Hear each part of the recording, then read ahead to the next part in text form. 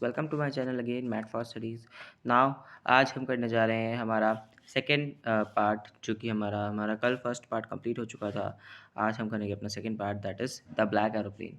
ठीक है, तो कल हमने, आई होप वो आपको समझ में आ चुका होगा, हिज फर्स्ट फ्लाइट जिस तरीके से मैंने समझाया था। और अगर आपने अभी वो वाला पार्ट नहीं देखा है तो मैं आपको डिस्क्रिप्शन में लिंक दे दूँगा, आप उस पर जाइए और देखिए। ठीक है ना। अभी सेकंड पार्ट है हमारा the black aeroplane. Let's start this part. The moon was coming up in the east behind me. Thus and stars were shining in the clear sky above me. मतलब इसमें मतलब है कि जो पोएट है हमारे वो मतलब पोएट नहीं, हमारे जो ऑथर हैं वो बोल रहे हैं कि जो मून है वो हम मेरे पीछे से ही आ रहा था। इट मीन्स कि वो कौन से डायरेक्शन में जा रहे थे। वो बोल रहे हैं कि भाई मून तो ईस्ट से ही आता है, तो वो बोल रहे हैं कि वो उनके पीछे से जा रहा था। तो इसका मतलब जो ये पोएट है, मतलब जो ऑथर है, मान लो suppose this is a aeroplane.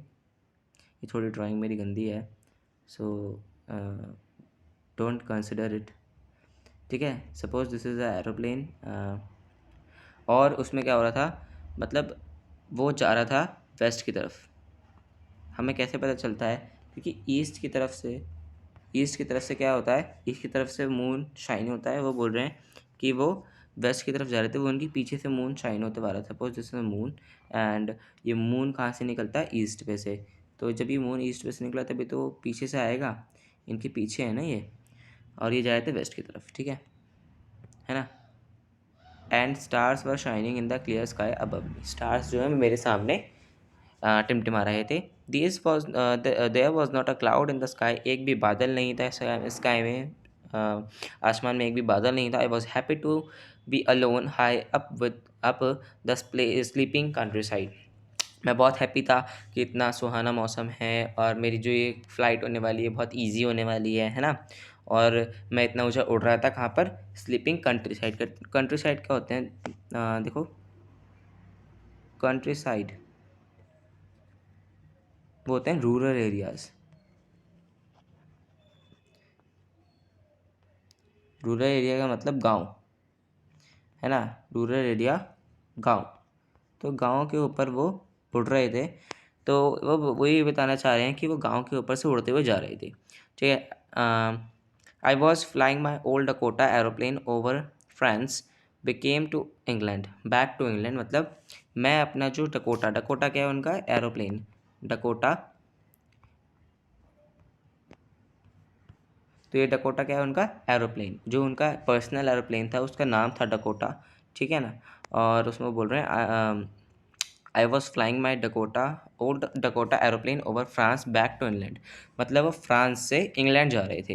I was dreaming of my holiday and looking forward to being with my family. I looked at my watch 1:30 in the morning.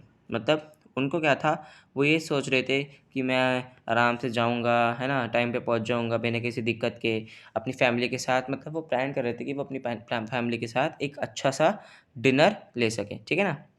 Dinner की बात हो रही है ना। Holiday and looking forward to being with my family. ठीक है। और वो जब उन्होंने देखा कि वो रात के 1:30 बज रहे थे, है ना, 1:30, रात के 1:30 बज रहे थे। रात के AM, मतलब AM है सुबह का, रात का जो भी बोलना है। वो 1:30 AM हो रहा था उस टाइम पर, जिस टाइम पर उन्होंने अपनी वॉच देखी। ठीक है। और I should call Paris control soon. मैं पेरिस कंट्रोल को फ़ोन ही करने वाला था जल्दी। I thought as I look down past the nose of an aeroplane I saw the lights of the big city in front of me. I switched on the radio and said Paris control. मैंने जैसे ही देखा कि मेरे सामने मेरी जो उनकी जो, ये ऑथर बोल रहे हैं कि जो उनका एरोप्लेन था डकोटा, उसकी नोज पे, मतलब just above the aeroplane, just at the face of the aeroplane, वो ये देख रहे थे कि उनके सामने टिमटिमा सी रही हैं लाइट, कुछ लाइट्स सी आ रही हैं जो कि जो बहुत ज़्यादा टिमटिमा सी रही हैं। ठीक है ना। जैसे तारे टिमटिमाते हैं ना, तो इस तरीके से वो लाइट्स जो है वो ऐसे दिख रही थी उन्हें, बड़ी सिटी की। तो मैंने रेडियो खोला और पूछा Paris control, Dakota DS088 here, can you hear me? I am on my way to England over. मतलब उन्होंने बोला कि डकोटा DSS मेरे जो एरोप्लेन है उसका नाम है, मैं यहाँ से बोल रहा हूँ कि आप मुझे सुन पा रहे हो। मैं इंग्लैंड की वे मैं बीच में ही हूँ, इंग्लैंड जा रहा हूँ मैं, और मैं पहुंच जाऊंगा आराम से over. The voice from the radio answered me immediately, DS 008 I can hear you. वहाँ से एक वॉइस आती है जहाँ पे वो बात कर रहे थे, वो कहती है यस DS मतलब DS 088 मैं आपको सुन सकता हूँ। You ought to turn 12 degrees west now. मतलब उन्होंने बोला कि अब आपको क्या करना है, 12 डिग्री टर्न करना है। किस तरफ? वेस्ट की तरफ। वेस्ट की तरफ 12 डिग्री टर्न करना है, DS 088 ओवर। ठीक है। I check my map and the compass switched over to my second and last fuel tank and turn the Dakota 12 degree west towards England. मैंने मैप चेक किया, compass देखा, और फिर मैंने अपना जो सेकेंड फ्यूल टैंक को ऑन कर दिया। मतलब जो वो लास्ट फ्यूल टैंक था, भले ही सेकंड था बट वो लास्ट था। ठीक है ना, बस 2 फ्यूल टैंक थे उसमें, और जो अगर वो ख़त्म हो जाता है तो फिर वो नीचे गिर जाएगा, वो जो एरोप्लेन है वो फॉल हो जाएगा नीचे। ठीक है, बट ऐसा होगा नहीं क्योंकि वो प्लान करके तो चले होंगे ना कि इतना पेट्रोल लग जाएगा जाने में वहाँ तक। I will be in the time for breakfast. I thought a good big English breakfast, everything was going well, it was an easy flight. वो कह रहे थे कि मैं पहुँच जाऊँगा, आराम से टाइम पे पहुँच जाऊँगा। मुझे लगा था कि मुझे अच्छा सा इंग्लिश ब्रेकफास्ट मिल जाएगा, है ना, सब अच्छा, सब कुछ अच्छा हो रहा था। वो बहुत इजी फ़्लाइट थी, मतलब कोई रिस्ट्रिक्शंस नहीं थे, जैसे कि कोई आंधी तूफान, जब तक कोई रिस्ट्रिक्शन नहीं थे। आगे देखो कितने बड़े बड़े रिस्ट्रिक्शंस आते हैं। Paris was about 150 kilometre behind me when I saw the clouds. देखो, अब वो बोल रहे हैं कि पेरिस को तो मैं 150 किलोमीटर, सॉरी 150 किलोमीटर दूर छोड़ के आ चुका था तब तक। क्या बोलते हैं कि पेरिस को मैं तो 150 किलोमीटर दूर छोड़ के आ चुका था, है ना, जब मैंने देखा कि पेरिस मेरे पीछे है और सामने इतने बड़े बड़े बड़े बड़े बड़े बड़े बड़े बड़े क्लाउड्स, काले काले, है ना। तो वो कह रहा है कि मैं तो यहाँ पेरिस तो यहाँ रह गया बेचारा, मैं तो यहाँ आ गया और मेरे सामने वो कितना बड़ा इस तरीके से क्लाउड्स है ना, जिसको मैं देख के घबरा गया। They were huge. They looked like a black mountains standing in front of me across the sky. वो बड़े बड़े थे, वो ऐसे लग रहा था कि काले काले माउंटेन्स हों, काले काले पहाड़ हों मेरे सामने। ऐसा लग रहा था कि वो कि जैसे कि कोई बड़ा सा पहाड़ खड़ा है मेरे सामने, है ना, स्काई में, मतलब हवा में, मतलब आसमान में। I knew I could not fly up and over दम। मुझे पता था कि मैं इनको पार करके अपना आप तो नहीं जा सकता। And I did not have enough fuel to fly around them to the north और साउथ। मेरे पास इतना फ्यूल भी नहीं था कि मैं अब डायरेक्शन चेंज करता करूँ और नॉर्थ जाऊँ या साउथ जाऊँ। मुझे उसमें मतलब कुछ समझ में नहीं आ रहा था, है ना। I ought to go back to the Paris, या तो मुझे पेरिस जाना चाहिए था दोबारा। I thought but I wanted to get home. मुझे ऐसा लग रहा था कि मैं चलो पेरिस चला जाता हूँ, लेकिन मुझे एक अच्छा ब्रेकफास्ट खाना था घर पे जाकर, है ना। सबकी ये विशेज़ होती हैं, I wanted that breakfast, I will take the risk. मैं रिस्क लेने के लिए तैयार हूँ। I thought and flew that old Dakota straight to the storm. मैंने सोचा और सीधा वो डकोटा मेरा एरोप्लेन उसमें स्ट्रोम में जा मतलब चला गया। मतलब उन्होंने अपना रिस्क क्या लिया, रिस्क यही था।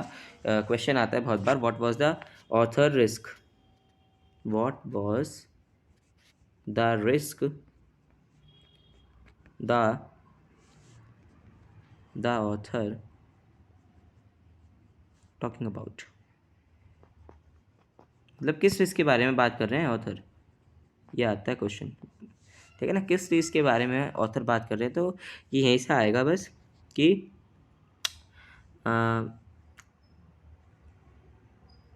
आई will take the risk I thought and flew that old Dakota straight into the storm, है ना,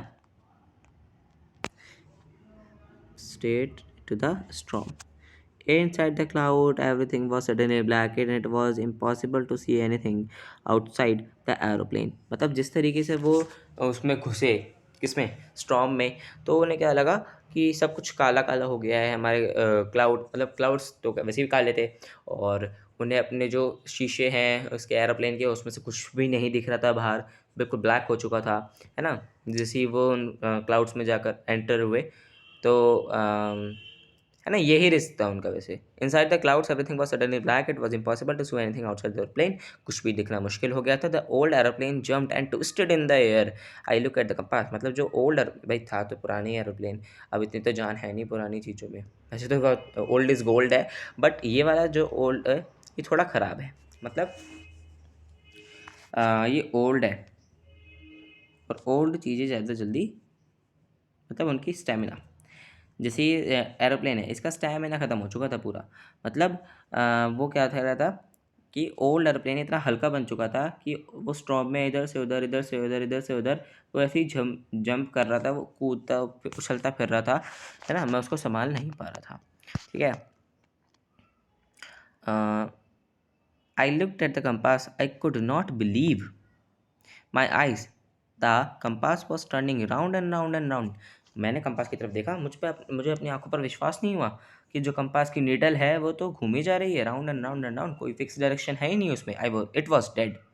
मतलब वो बोल रहे हैं कि वो बेकार हो चुकी थी, वो ख़राब हो चुकी थी। इट वुड नॉट वर्क, कोई वर्क ही नहीं कर रही थी वो, क्योंकि वहाँ पे सिग्नल तो आते नहीं इतने भाई, स्टॉर्म में सिग्नल आने का कोई मतलब नहीं है, ठीक है ना। द अदर इंस्ट्रूमेंट्स पर सडनली डेड, और जितने भी सारे इंस्ट्रूमेंट्स का क्या मतलब है, द डिवाइसेस लाइक रेडियो, है ना, कंपास, मैप, ये सब क्या, सबने काम करना बंद कर दिया था, ठीक है, तो सब खराब हो चुके थे। Okay, yes, I tried the radio, Paris control can you hear मी। मैंने अपना रेडियो ट्राई करा कि चल भी रहा है, देर वॉज नो आंसर, कोई आंसर ही नहीं आया, क्योंकि वो ख़राब हो चुका था, मैंने अभी बताया। The radio was dead too, I had no radio, no compass, and I could not see where I was. I was lost in the storm, then in the black cloud quite near me I saw another airplane. मतलब मुझे कुछ नहीं दिख रहा था, है ना, मुझे कुछ नहीं दिख रहा था, बट जैसे ही मैंने देखा कि मैं ऐसे चिल्ला रहा था, मैं ऐसे परेशान होता, लेकिन जैसे मैंने देखा कि एकदम से मेरे सामने एक दूसरा एरोप्लेन आया, है ना, मेरे सामने एक दूसरा एरोप्लेन आया, कहाँ पर था, है ना, मेरे सामने एक दूसरा एरोप्लेन आया यहाँ से। It had no lights on its wings, but I could see it flying. The next to me, through the storm, I could see the pilot's face turn towards me. I was glad to see another person. He lifted me one hand and waved. Follow me, he was saying, follow me. He knows that I am lost and I thought he is trying to help me. मतलब वो कहना चाह रहे हैं कि it had no lights, उसमें कोई light ही नहीं थी, है ना, वो ऐसी था बिना लाइट का, ऑन इट्स विंग्स। जैसे यूजुअली तो एरोप्लेन्स के ऊपर लाइट लगी हुई होती है ताकि विजिबिलिटी बनी रहे, उस पर कोई लाइट नहीं थी, ठीक है। ठीक है, but I could see it flying next to the storm, मतलब मैं उसको देख पा रहा था कि वो उड़ रहा है मेरे साथ स्टॉर्म में, है ना। I was very glad to see another person, मैं बहुत खुश हुआ उसको देख के कि कोई तो है चलो मेरी मदद करने के लिए। ही lifted one hand and wave, मतलब उसने मेरी तरफ इशारा करा और मुझसे कहा कि मेरे पीछे आओ, follow me. He was saying follow me, he knows that I am lost, वो जानता था कि मैं खो चुका हूँ। आई थॉट, मैंने सोचा कि he is trying to help, वो मेरी मदद करना चाहता है शायद। He turned his aeroplane slowly to the north, उसने अपना जो एरोप्लेन है वो नॉर्थ की तरफ घुमाया, ठीक है, towards me, yes, in front of my Dakota, so it would be easier for me to follow him, ठीक है ना, मेरे लिए ईजी था कि बस जस्ट उसे एक ओबीडियंट चाइल्ड की तरह उसे बस फॉलो करता रहूँ, ये मेरे लिए बहुत था, ठीक है। वो क्या करते हैं, वो जैसे बच्चा होता है ना, वो अपने बड़ों का कहना मानता है, तो दैट्स वाई वो भी इसी तरीके से वो उसका कहना मान रहा था। वो कह रहा था कि चलो मुझे फॉलो करो, मैं तुम्हें इससे बाहर निकालूंगा, है ना। So that I would be easy, ये तो हो गया ना। I was very happy to go behind the strange aeroplane like an obedient child, मैंने भी बताया कि ओबीडियंट चाइल्ड एक छोटे बच्चे की तरह वो उसका सारे कहना मान रहा था। After half an hour the strange black aeroplane was still there in front of me in the clouds. Now there was only enough fuel in the old Dakota's last tank to fly for 5 or 10 minutes more. मतलब वो मुझे दिख ही रहा था कि वो अभी आधा घंटा हो चुका था और आधे घंटे से मैं उसको फॉलो कर जा रहा था क्लाउड्स में। और क्या हुआ था उसके बाद मैंने देखा कि जो मेरा लास्ट टैंक था, जो सेकंड टैंक था, उसमें बहुत ही कम फ्यूल बचा हुआ है, अब ये 5-10 मिनट से ज़्यादा नहीं चल सकता। I was starting to feel frightened again, मुझे डर लगना दोबारा से शुरू हो गया। But then he started to go down and I follow through the storm, मतलब उस एरोप्लेन ने नीचे की तरफ जाना स्टार्ट करा और मैंने भी उसको फॉलो करा।